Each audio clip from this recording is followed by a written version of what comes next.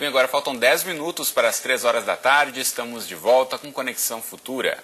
E a educação em direitos humanos é uma prioridade do sistema de ensino desde a aprovação das diretrizes nacionais para a educação em direitos humanos em 2012. E o livro Educação em Direitos Humanos e Formação para a Cidadania, das professoras Lúcia Afonso e Flávia Abade, tem como proposta oferecer aos educadores recursos lúdicos, especialmente jogos educativos, para tornar mais fácil e divertido o ensino da matéria. E a gente conversa agora, direto de Belo Horizonte, Minas Gerais, com uma das autoras do livro, a Flávia Lemos Abade, que é doutoranda em Psicologia na Pontifícia Universidade Católica de Minas Gerais. Boa tarde, Flávia, tudo bem com você? Boa tarde, tudo bem. Feliz Ano Novo, obrigado por ter aceito aqui o nosso convite para participar do Conexão Futura. E quero começar ouvindo de você, já falamos aqui que desde 2012 existe a exigência desse ensino de direitos humanos no ensino fundamental, então de que forma isso deve ser aplicado, já vem sendo aplicado no dia a dia na sala de aula, Flávia? Na verdade, desde 2006 a gente tem o Plano Nacional de Educação em Direitos Humanos que prevê que esse tipo de discussão deve estar presente em todos os níveis de ensino, inclusive na educação não formal, né? É uma novidade porque não é uma matéria, uma disciplina específica, mas deve ser um tema que deve compor os projetos políticos pedagógicos dos cursos, os projetos pedagógicos dos cursos de nível fundamental. Então, a gente precisa criar estratégias, como você falou, as diretrizes são bem recentes, são de 2012, para levar esse assunto para os estudantes, né, de todos os níveis, não só do ensino fundamental, embora a gente tenha escrito sobre a experiência para alunos do ensino fundamental.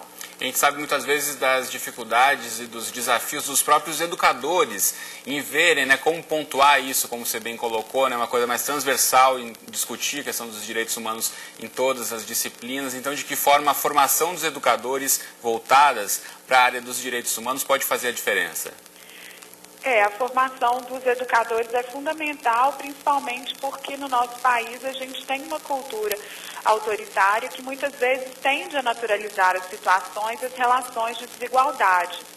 Então, chamar atenção para a importância, né, de não haver situações de bullying com relação a, sei lá, uma criança que é mais tímida, ou uma criança que é mais levada ou agressiva, ou as situações de homofobia, ou a questão das mulheres também. É importante a gente estar atento a isso desde sempre e não reproduzir o que a gente aprendeu com os nossos pais, com os nossos avós. Eu acho que a educação contribui para a gente transformar a cultura, os nossos valores, e a educação para os direitos humanos precisa mexer com isso, com os valores. Então, no caso da formação para os educadores, é importante que a gente tenha um espaço não só para transmitir um conteúdo, assim, do que está presente nos documentos, nas leis, mas também para discutir e pensar sobre esses valores que a gente tem, né? E trabalhar no sentido dos valores da solidariedade, da liberdade, da igualdade, que é o que vem sendo proposto pela Declaração Universal dos Direitos Humanos. Flávia, eu quero ouvir de você um pouquinho sobre a criação, a pesquisa, a produção desse livro e dos jogos também que vocês se dedicaram a fazer. Como foi esse processo, de onde veio essa vontade então de organizar esse material? Esse material foi organizado a partir de um pedido do Programa de Educação para a Diversidade da Universidade Federal de Ouro Preto. E aí os alunos da graduação e da pós-graduação do Centro Universitário UNA se reuniram comigo e com a Lúcia Afonso num projeto de extensão que chama Oficinas em Direitos Humanos, e a partir de jogos que já existiam, como o dominó, um jogo de tabuleiro, a gente buscou sistematizar algumas informações e construir esses jogos. A gente testou esses jogos com alunos do ensino fundamental de algumas escolas públicas de Belo Horizonte, aperfeiçoou a linguagem do jogo para que as crianças pudessem se apropriar melhor das informações e refletir sobre elas. As crianças falaram muito assim que o jogo contribuiu para ajudar a refletir e pensar sobre outra perspectiva a respeito de um assunto. E a partir dessa experiência que a gente teve, então, no projeto de extensão, que a gente resolveu sistematizar a proposta num livro a convite da professora Keila Beslantes, que é lá da Universidade Federal de Ouro Preto. E você acredita que essa forma mais lúdica da brincadeira e relacionar direitos humanos com jogos de tabuleiro, como você falou, isso pode, de certa forma, mudar a percepção da criança ou ela ampliar essa discussão também para fora dos meios tradicionais ali da sala de aula? Sim, com certeza. O jogo, ele cria um espaço assim, de brincadeira que permite que a criança questione o valor que ela tem estabelecido de uma forma mais leve do que seria se ela estivesse numa aula no modelo tradicional. E com as regras que a gente cria para o jogo também, isso tudo acontece dentro de determinados limites que dão uma certa segurança, tanto para o educador quanto para a criança, para brincar. Então, e é divertido, né? Porque a gente joga o dado e isso lança a sorte, também tem a competição, a gente percebeu que os meninos gostam muito de competir, então eles ficam com vontade de responder as questões, o que é diferente, às vezes, no contexto de sala de aula, alguns podem se sentir intimidados, então o jogo, ele facilita essa troca e esse aprendizado.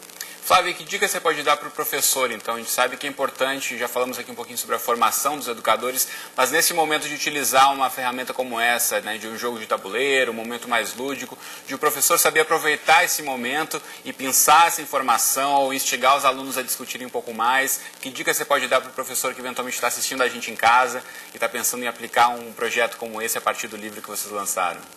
Pois é, o professor, ele não precisa se preocupar em saber tudo, ele não precisa ser um especialista em direitos humanos para construir uma brincadeira sobre o tema ou um jogo sobre o tema, né?